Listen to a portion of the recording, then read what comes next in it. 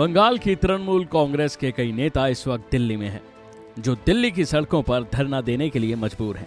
TMC नेताओं ने 24 घंटे धरने देने का ऐलान किया है। नेताओं के प्रतिनिधिमंडल ने सोमवार को चुनाव आयोग से मुलाकात की थी और सीबीआई, एनआईए, ईडी और आयकर विभाग के प्रमुखों को बदलने की मांग उठाई थी, क्योंकि उनका आरोप है कि मोदी सरकार इन एजेंसियों का गलत इस्तेमाल कर रही है।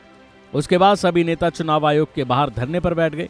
बाद में जब इन नेताओं को मंदिर मार्ग थाना ले जाया गया, उसके बाद इन नेताओं ने मंदिर मार्ग थाने के बाहर ही धरना देना शुरू कर दिया।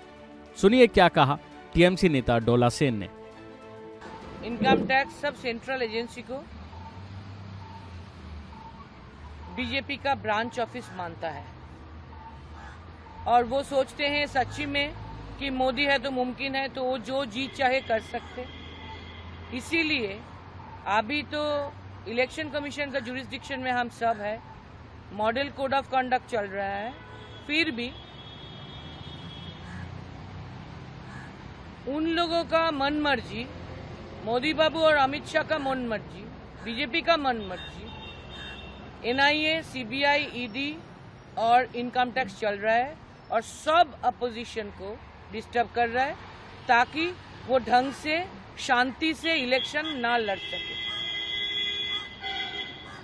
हम लास्ट वीक 10 दिन पहले चिट्ठी देकर आकर बात करके इलेक्शन कमीशन को रिक्वेस्ट किया था कि ये लेवल प्लेइंग फील्ड होना चाहिए, लेकिन फिर भी हमने देखा कि बीजेपी के लीडर के साथ एनआईए का कोई हबनबिंग हुआ और बंगाल में मिदनापुर में 22 साल वाले कोई केस था, कोई कॉम्प्लेन था। 24 में 2 बरस बाद, 2.5 बरस बाद जब इलेक्शन का टाइम आया, तब रात को 3:30 बजे, 3:30 बजे एनआईए आया। And you know, constitutionally law and order is a state subject.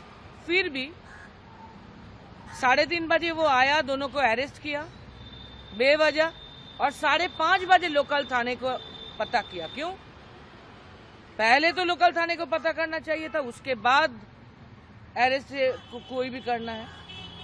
तो इसीलिए हम कल हमारे party all India Trinamool Congress की तरफ से 10 एमपी और एक्स एमपी का डेलीगेशन इलेक्शन कमीशन के फुल बेंच के पास आए थे और चिट्ठी देके हम अपील किए थे कि इस पर ध्यान दिया जाए कि लेवल प्लेइंग फील्ड के लिए